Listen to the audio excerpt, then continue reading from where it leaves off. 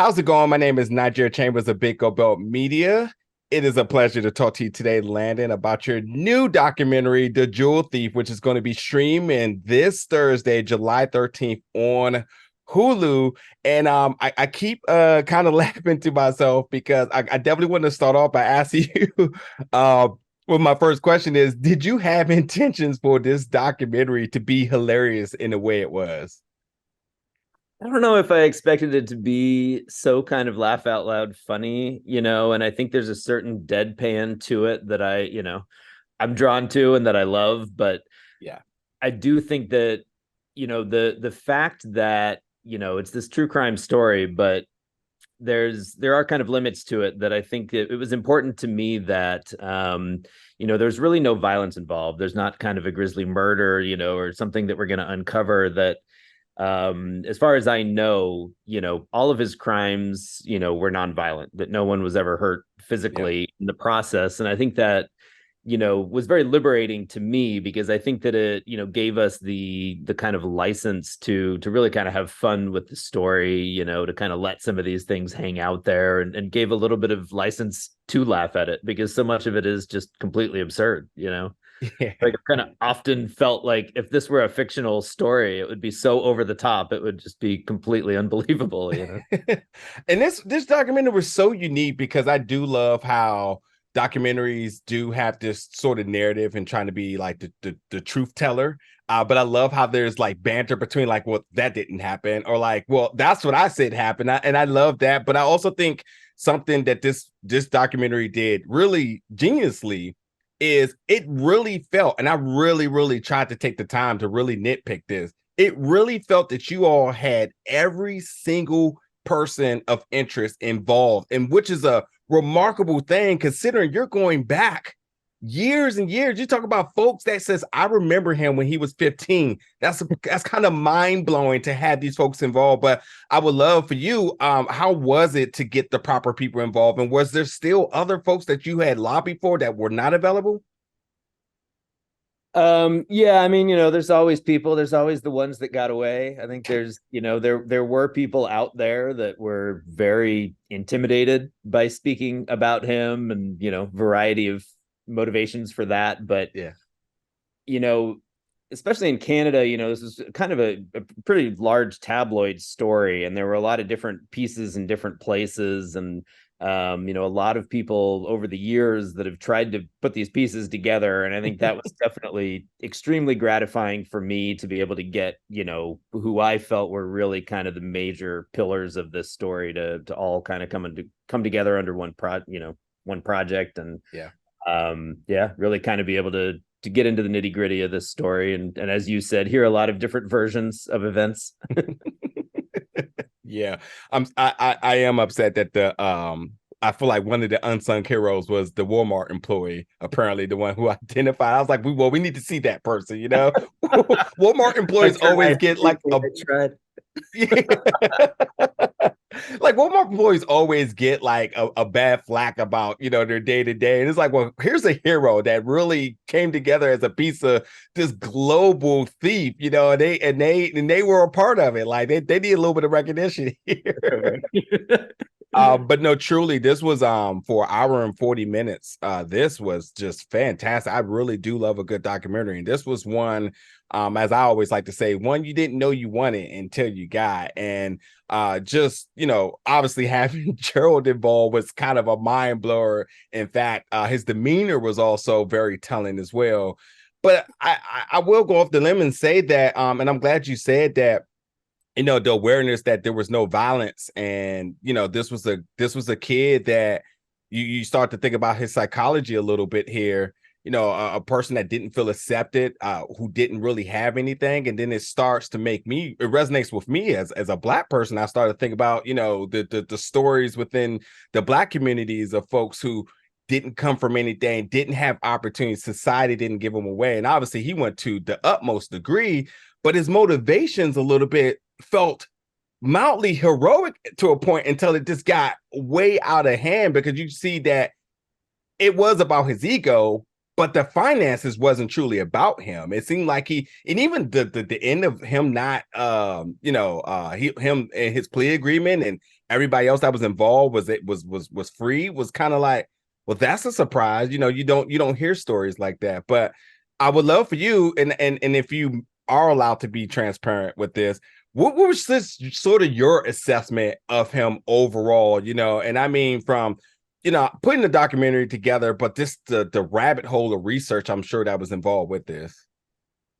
Yeah, well, I mean, he's obviously such a complex character, and that's, a huge part of the draw. That there's just so much there to explore, so many different, kind of sides of him that he showed to different people at different times. But, I think you hit on something that was a huge hook for me early on, that, there might well have been some kind of financial motivator at a young age, or, some kind of response to circumstances, but it seems to me that he outpaced that very quickly, that very early on it wasn't about the money. He wasn't doing this for that reason, and really trying to be a bit of an armchair psychologist, and really just dig into what is motivating him and what is driving him, and this just constant process of outdoing himself, that he was constantly dreaming bigger. He always had these huge ideas about elaborate schemes, and frankly, a lot of anecdotes off camera about things that he wanted to do and didn't get the chance, and this one would have been so great and I could have done that. That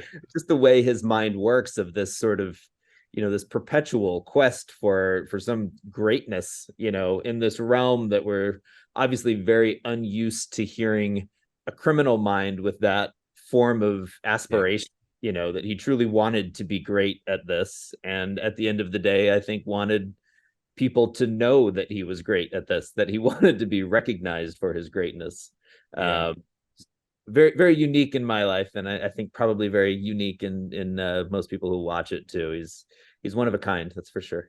Absolutely. I mean, it sounds like a anti-hero origin story, and again, until it just goes to the 10th degree, but like for sure, it sounds like, from nothing beginnings to trying to establish something to like, oh, I'm actually good at this, to like, okay, I'm really hooked at this. As a filmmaker, by all means, the project is done, is releasing on Hulu, but the story goes from his early years to 2012, which if I just knew any bit of you, I'm sure the light bulb went off and says, well, there's enough about this guy I know to know from 2012 release to 2023, there has to be more story to be told. Was there ever interest to continue to follow him or to continue to keep in contact with him about the gaps after the story?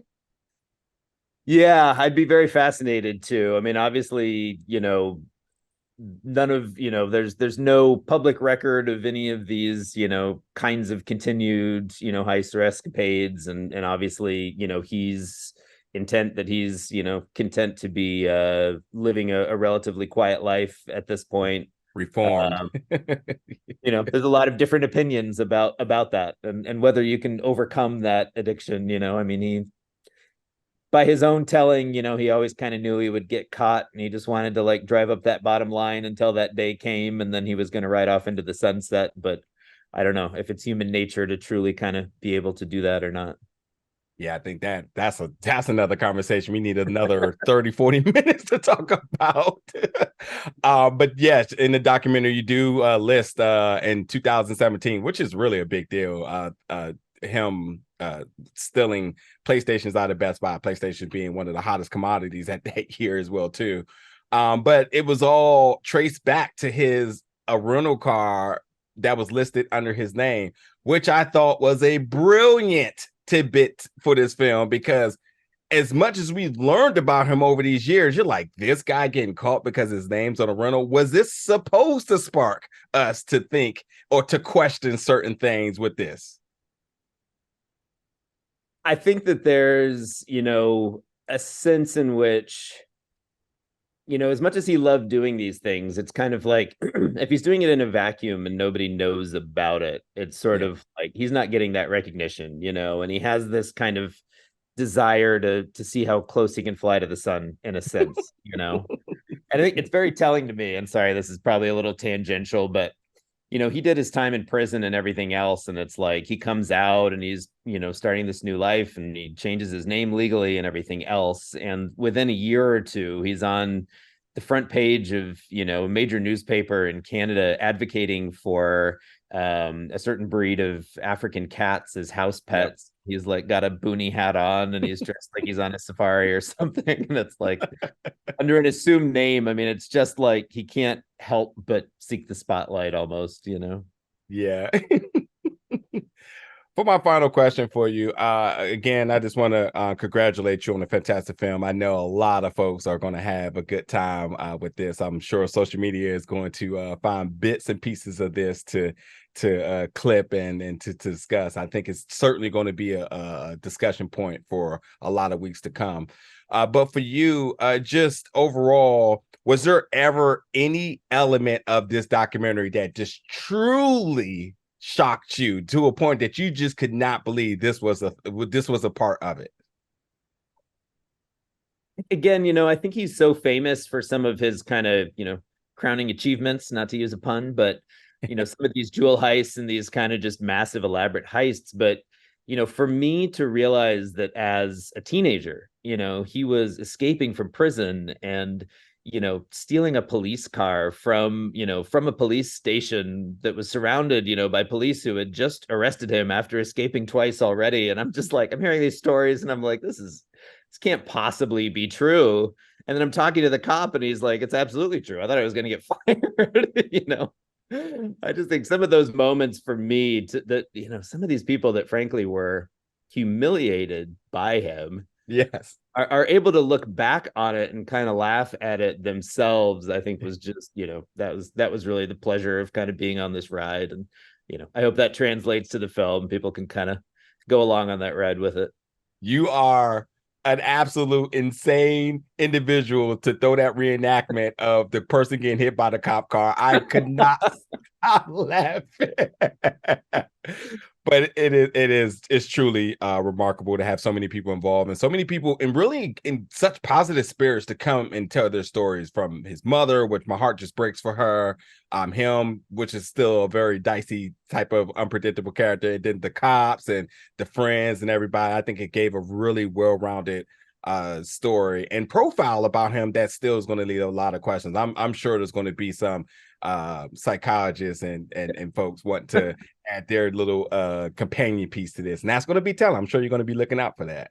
Absolutely, yeah, I hope so. I'll be curious again. I can play armchair psychologist, but I would love to hear some professional opinions. There's a lot to unwind there.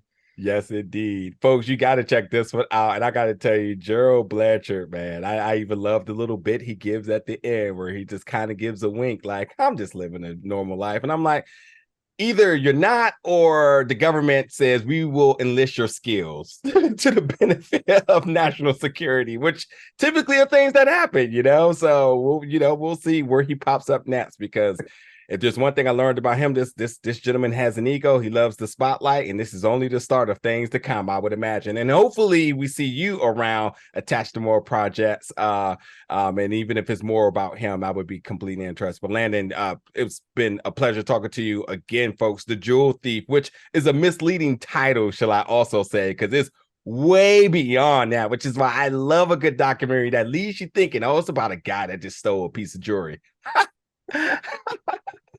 Cleaned out a whole what was that store? I forgot it that quick. Before Best Buy, but he cleaned out a whole. Yes, at 15. Come on now. Insane. Fantastic documentary, folks, that you all can check out on Hulu July 13th. Landon, again, it's been a pleasure, and thank you so much for your time. All mine. Thank you. Absolutely. Take care. Perpetrates.